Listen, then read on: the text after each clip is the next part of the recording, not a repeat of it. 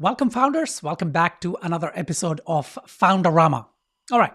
So, this week has all been about the mindset of the founder, right? First, we looked at, the fear of failure and how founders have this constant fear and how to mitigate that fear, how to, some strategies and things like that. Then we looked at self doubt, founders feeling the imposter syndrome, not both negative and positive, and how to navigate that, and so on and so forth. We also looked at founder loneliness, right? So how founders feel lonely and why, and how to sort of combat that, and so on and so forth. Continuing with the theme, today we're looking at the art of saying no. Because look, a lot of these things, especially founders, they don't know when to say no. And if you're anything like me, you know that your weakness for not being able to say no would determine the level of success you have, right? So that's what we're going to be talking about today, setting boundaries for success in startups.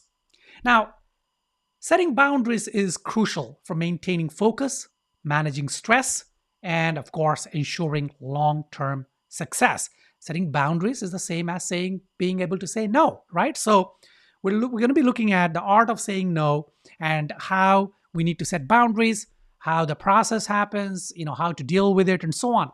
And this actually also goes back to the other topics of this week, because when you're able to say no, then you are able to handle other situations. Loneliness, for example, when you're able to say no to unnecessary things in your life as a founder, then that feeds back into having more time. Then loneliness, if you watched yesterday's episode, then you know how that would work, right? Fear of failure also, because being able to say no to certain things and being able to say yes to certain things maintains your focus, and then your fear of failure diminishes. And of course, being able to say no also fuels your the diminishing of the self-doubt and so on. So yeah, this is a pretty good topic to wind down this week. Okay, so why boundaries matter, right? They protect your time. Boundaries help you prioritize your time, allowing you to focus on what truly matters for your startup's success. Believe me when I say this.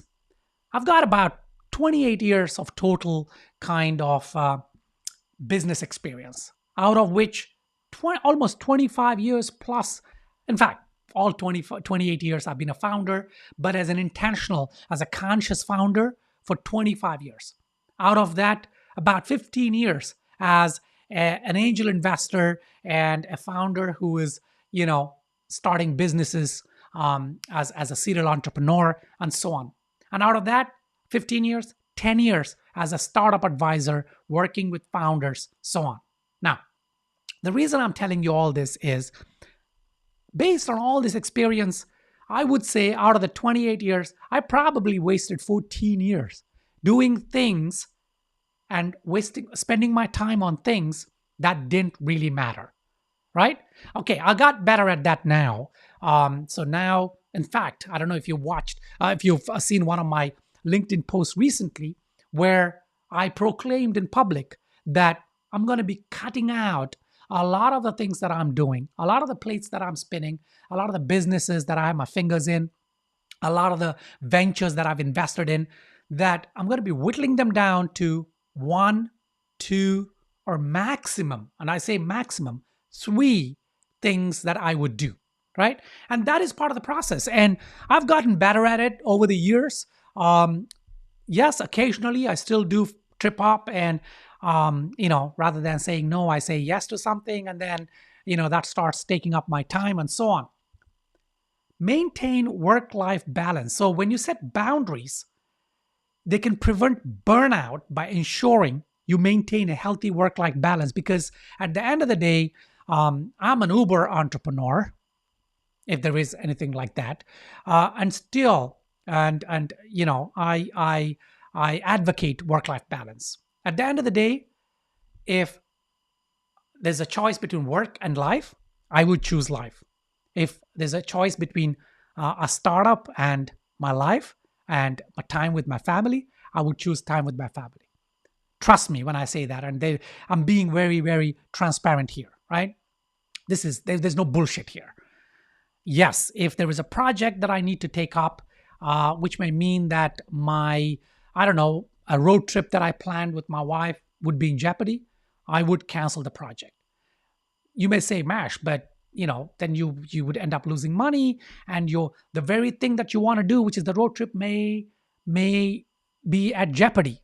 True, true, but that's why planning, you require planning. That's a video for another day. We'll do that. Okay. Faster, healthy relationships. Boundaries set clear expectations, leading to better communication and stronger relationships with your team, partners, and investors. Yes, actually, by setting boundaries, you have better relationships in the long term. A lot of founders, especially young founders, think that they need to say yes to everything, because if they say no, number one, it will lead to bad relationships. Number two, they will be looked at as non-passionate, right? Number three, they would be perceived to be not serious about their startup. I say here, no, no, and no to all these three things. They're myths. Look, the way you say, what's happening with my camera? So anyway, as I was saying, with your team, yes, so when you're saying no, the way you say no, that is important, right? So I'm not talking about being rude. I'm not talking about being pig-headed. No, but being firm and articulating in a way, right? So we look at some of these strategies. The same thing with partners, same thing with investors. Okay, so the cost of saying yes too often, right? So spreading yourself thin. Saying yes to every opportunity can lead to a lack of focus, making it difficult to give your full attention to the startup's most important tasks. Now, this is also the same as trying to do everything yourself, which comes under the same category, which is a killer, for founders. Of course, if you're a solopreneur, you got no other means, then yeah, I understand that why you're doing all the things, yourself. But even for a solopreneur, there are ways and means of delegating tasks, finding partners to work with, finding virtual help, and teams, and so on and so forth. Burnout. Yes, overcommitting can result in increased stress, exhaustion, and ultimately burnout. And burnout can have serious consequences on your startup, on your idea, on your passion, on the way you're making decisions, everything. Burnout is a no-no. You should be very careful with that. Compromised decision making. When you're overwhelmed with commitments, the quality of your decisions suffer, negatively impacting your startup success. Of course, these are not groundbreaking secrets or anything. These are obvious things, but you need to take stock of them, right? You need to take stock. And when I say saying yes, it's not just about new opportunities. It's not about deals or no, saying yes to a meeting that doesn't need to be a meeting, right? A Zoom call that doesn't need to be one. It could be just an email. Should have sufficed. You got onto the Zoom call. That wastes a half hour, an hour of your time. And not just that. Prior to that, 10 minutes, 15 minutes. After the call, another 10, 15 minutes.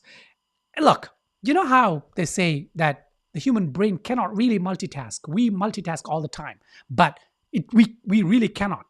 When you're focusing on something, a ping on your phone, when you look at it, actually it resets the flow of thought, the train of thought that you have. And it takes more energy, more time to get back that zone. So yeah, be very careful. It's not just about saying yes to big things. It's saying yes to small things. Somebody, pings you on LinkedIn asking for something or whatever, right? So recognizing when to say no, align with goals, right? So consider if the opportunity aligns with your startup goals and visions before committing.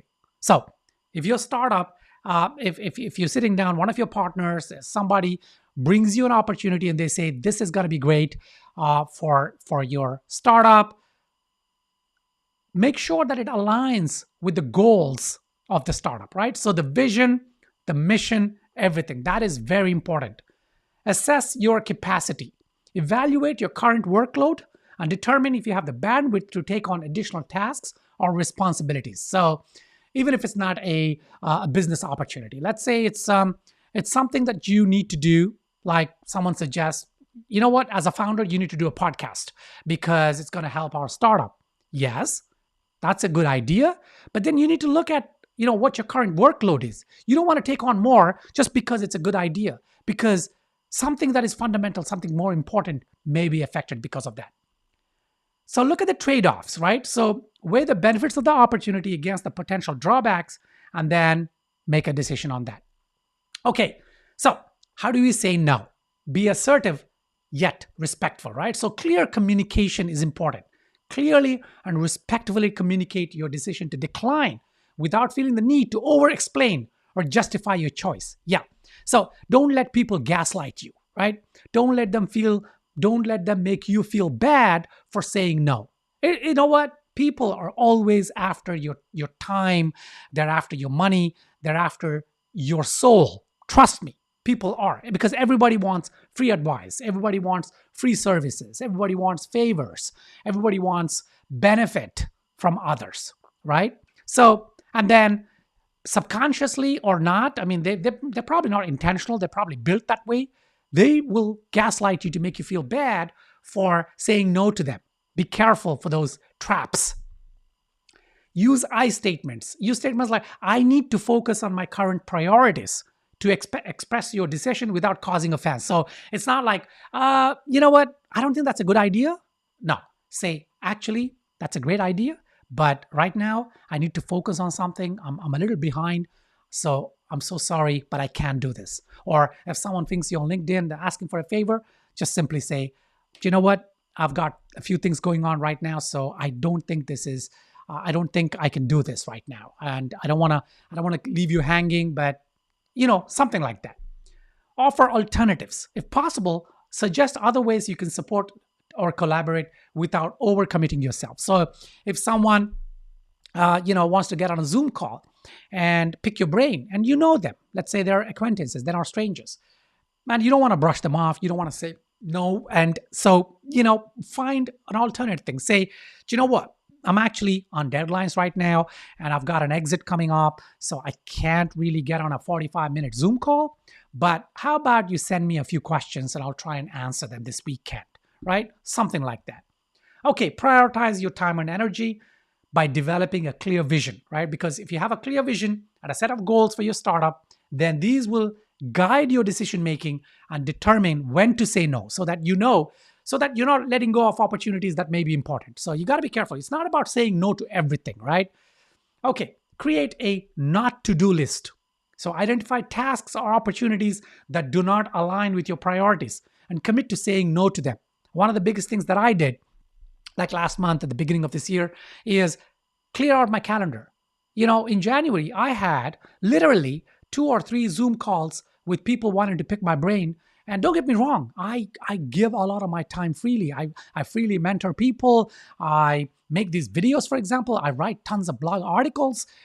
But there should be a limit to that, right? It's starting to eat into your productive time. So what I did, I apologized to all of them. I sent them an email. I canceled everything. That's it. Delegate or outsource. Consider delegating tasks or outsourcing to maintain focus on your core responsibilities, right? So that's very important. So let's just look at the benefits of saying no again. Just reiterate. Increased focus, obviously. It's one of the biggest things. Improved work-life balance. You definitely, by saying no to non-essential tasks, you maintain a healthier work-life balance, right? Enhanced decision making. So it's not just about burnout. It's actually going to make you powerful, more powerful by saying no to things, not just big opportunities, not just to people who want to take time out of your schedule, who want free favors from you. It's not just those. It's even pings on your phone. It could be, I don't know, if you're working in an office and an unnecessary, a colleague just comes to your table just to have a chit chat, all these things. Okay. Celebrate your boundaries, right? So acknowledge the positive impact that setting boundaries has on your personal well-being and your startup success. So after a little while, you will start to see benefits and celebrate those benefits, right? Learn from experience. Because look at past instances when saying no led to a better outcome, and use that experience to reinforce your commitment. And then encourage others. Support your fellow founders and team members in setting their own boundaries, right? Fostering a community that values and respects individual limits, right? Make sure you do that. And also just set an example for your team. If you're setting boundaries and you're having a work-life balance, they will too. And don't be the founder who wants everyone in their team to be always working, to be always, no. Listen, life is more important than your startup. Trust me. Trust me when I say that. Okay, so that was the Mindset Week. So I hope you like these videos. Let me know if you want me to make more of these, or if you want me to go back to just making technical videos, maybe about pitch decks and stuff like that. And then, if you have any questions about these topics for this week, just ping me. And then, like I said, Founderama. Join Founderama. The doors are opening next month. And this is where founders come to talk about these things. And I'll be giving my 2 cents, and I'll be bringing in experts. And of course, there'll be matchmaking with investors and all that. But there's a lot of mindset thing going on in the Founderama community, right? Okay, till next week, Monday, I'll see you again. Have a great weekend and go forth and prosper.